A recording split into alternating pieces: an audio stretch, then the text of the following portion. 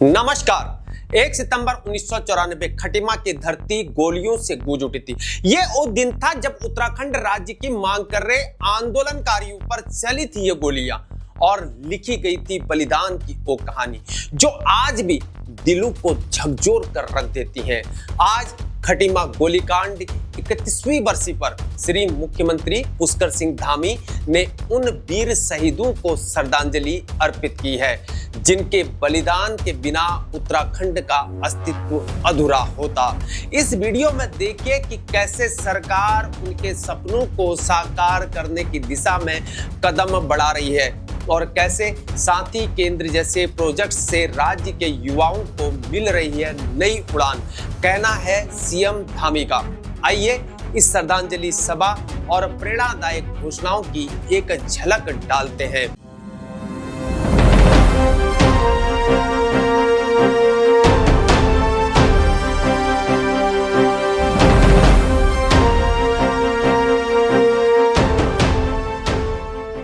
आज खटीमा गोलीकांड की 31वीं बरसी पर उत्तराखंड के मुख्यमंत्री श्री पुष्कर सिंह धामी ने शहीद स्मारक पर राज्य आंदोलन के बलिदानियों को श्रद्धांजलि अर्पित की है।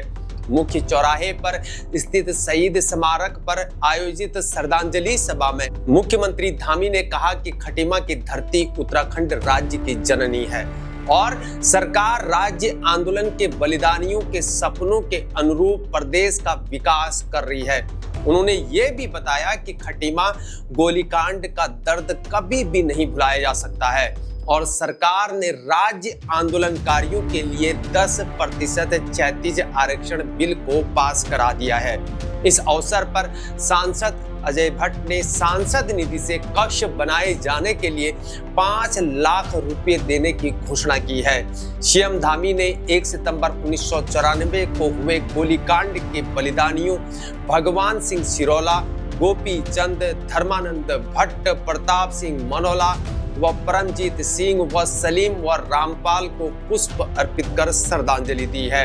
मुख्यमंत्री ने यह भी कहा कि यह शहादत का दिन है और आज ही के दिन आंदोलनकारियों पर निर्ममता से गोली बरसाई गई थी जिनके बलिदान की बदौलत ही हमें राज्य की प्राप्ति हुई है। प्रदेश सरकार ने नकल विरोधी, धर्मांतरण विरोधी और दंगा विरोधी कानून भी बनाए हैं। मैंने कहा ये हम सभी के लिए अत्यंत प्रसन्नता का विषय है कि उत्तराखंड राज्य का पहला साथी केंद्र हमारी विधानसभा नंबर 1 खटीमा में प्रारंभ हुआ। मुझे बताया गया कि इस केंद्र में 80 छात्रों को ऑनलाइन कोचिंग और मेंटरिंग की सुविधा उपलब्ध कराई जाएगी। इस सुविधा का सीधा लाभ खटीमा और आसपास के ग्रामीण क्षेत्रों में सभी हमारे प्रतिभाशाली छात्र छात्राओं को मिलेगा। अब उन्हें बड़े शहरों में जाकर कमरा भी लेना पड़ेगा, उनको आना जाना नहीं पड़ेगा, महंगी कोचिंग लेने की आवश्यकता नहीं पड़ेगी, बल्कि उन्हें अपने घर में ही रहकर अपने घर से, गांव से उच्च स्तरीय मार्गदर्शन, गुणवत्तापूर्ण शिक्षा सामग्री और अनुभवी मेंटर्स का सहयोग प्राप्त हो सकेगा।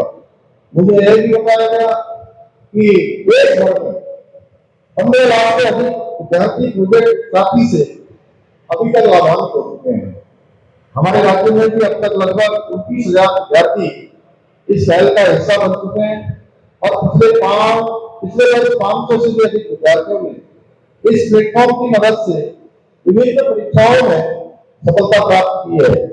भाई बहनों, आज प्रधानमंत्री के सहयोग और मार्गदर्शन से हमारी सरकार प्रदेश की शिक्षा व्यवस्था को और अधिक आधुनिक, व्यवहारिक और सुव्यवस्थित बनाने के लिए हर संभव कार्य कर रही है।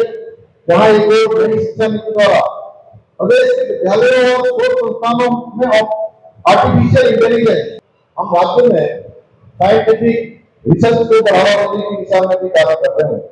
इसके साथ ही हम अपनी नीतियों और योजनाओं के माध्यम से राज्य में स्टार्टअप को प्रोत्साहित कर एक इकोसिस्टम विकसित करने का प्रयास कर रहे हैं, जहां हमारे युवा केवल नौकरी मांगने वाले न बने, बल्कि आने वाले समय में वो नौकरी देने वाले बने। इसके लिए उत्तराखंड के महाविद्यालयों में इंफ्रास्ट्रक्चर को मजबूत करने के साथ साथ 9 नए महाविद्यालयों की स्थापना करने की दिशा में कार्य किया जा रहा है। इसके साथ ही मुख्यमंत्री शोध प्रोत्साहन योजना, इसके माध्यम से राज्य के विश्वविद्यालयों और महाविद्यालयों में कार्यरत प्राध्यापकों को 18 लाख रुपए तक का शोध अनुसंधान प्रदान किया जा चुका है।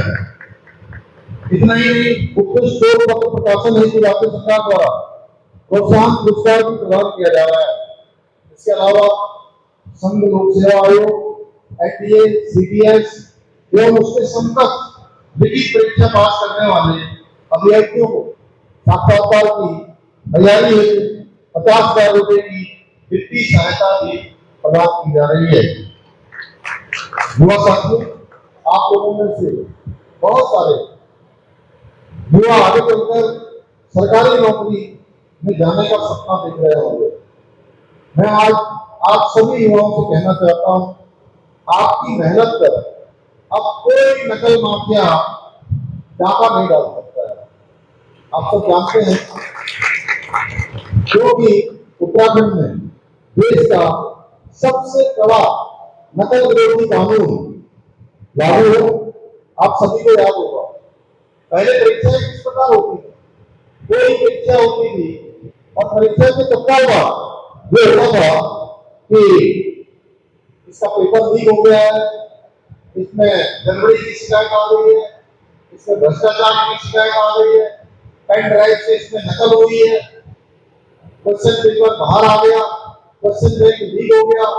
इस प्रकार की अनेक प्रकार की शिकायतें आती थी। भाइयों बहनों, हमारे पास जैसे ही ये सूचना आई कि इस प्रकार से नकल माफिया हमारे गरीब माता पिता के बेटे बेटियों के कैरियर को खराब करने का काम करते हैं, उनके साथ अन्याय करते हैं, उनके हक पर डाका डालते हैं, हमने संकल्प लिया कि अब हम इस अपराध को आगे नहीं बढ़ने देंगे और हमने नकल माफिया की कमर तोड़ने का काम किया। 100 से ज्यादा नकल माफियाओं को देश की सलाखों को, आप सबको याद होगा, जब हमने नकल माफियाओं पर कार्रवाई की तो कुछ नकल माफियाओं ने, जो बड़े बड़े नकल माफिया थे, उन्होंने हमारे युवाओं को बदलाने का काम, छात्रों को छात्राओं को अनेक प्रकार से गुमराह करने का प्रयास किया, उनको सड़क पर उतारने का काम किया, उन सब लोगों से तोड़फोड़ करने के लिए उनको उकसाया गया। लेकिन भाइयों बहनों, जहां नीति और नियत साफ हो तो फैब्रिकेटेड चीजें नहीं करती हैं। हमारे नौजवान युवाओं को आज की डेट तक इस नए नकल कानून के आने के बाद 25,000 नौकरियां प्राप्त करने में उनको अभी तक सफलता प्राप्त हो गई है। मैं आप सभी से अपील करता हूं कि आप लोग इस साथी केंद्र को अपना सच्चा साथी मानकर इसका अधिकतम लाभ उठाएं, जो भी, और स्वयं भी उठाएं, अन्य लोगों को प्रेरित करें, आसपास जिनको भी, क्योंकि शिक्षा एक ऐसी व्यवस्था है, शिक्षा ऐसा संस्कार है, इसको जितना बढ़ाएंगे वो संस्कार से आविष्कार हो जाएगा और धीरे धीरे वो घर घर तक पहुंचेगा, हर एक की प्रगति का माध्यम बन जाएगा। और मुझे पूरा विश्वास है, इस साथी केंद्र के माध्यम से आप सभी न केवल अपना भविष्य उज्जवल बना सकेंगे, बल्कि उत्तराखंड को देश का अग्रणी राज्य बनाने में हमारे विकल्प रहित संकल्प को पूरा करने में भी अपना महत्वपूर्ण योगदान देंगे। सांसद अजय भट्ट ने बलिदानियों को राज्य की धरोहर बताया है और कहा है कि वे सदियों तक याद किए जाते रहेंगे। उपनेता प्रतिपक्ष एवं विधायक भुवन कापड़ी ने कार्यक्रम की अध्यक्षता की और वंचित राज्य आंदोलनकारियों को प्रमाण पत्र दिए जाने की मांग भी उठाई है। पिछले वर्ष मुख्यमंत्री धामी ने इस दिन को सरकारी कार्यक्रम के रूप में मनाए जाने की घोषणा की थी, जिसके तहत इसी वर्ष यह कार्यक्रम भव्य रूप से मनाया गया है और पुलिस जवानों ने शहीदों को मातमी धुन और शस्त्रों से यहां पर सलामी दी है। धामी पहले मुख्यमंत्री हैं जो सीएम रहते हुए 5वीं बार लगातार बलिदानियों को श्रद्धांजलि देने पहुंचे हैं। वह साथ ही मुख्यमंत्री पुष्कर सिंह धामी ने आज खटीमा के हेमवती नंदन बहुगुणा राजकीय स्नातकोत्तर महाविद्यालय में राज्य के पहले साथी केंद्र का शुभारंभ किया है। यह केंद्र IIT कानपुर और उत्तराखंड उच्च शिक्षा विभाग के संयुक्त प्रयासों से तैयार किया गया है। सीएम धामी ने इस अवसर पर यह कहा कि यह उनके लिए अत्यंत भावुक पल है, क्योंकि खटीमा गोलीकांड की बरसी के दिन इस महत्वपूर्ण केंद्र का उद्घाटन भी हो रहा है, जिसे वे सभी आंदोलनकारियों को समर्पित करते हैं। इस केंद्र में 80 विद्यार्थियों को इंजीनियरिंग, मेडिकल, बैंकिंग, रेलवे जैसी प्रतियोगी परीक्षाओं के लिए ऑफलाइन कोचिंग और मेंटरिंग की सुविधा मिलेगी।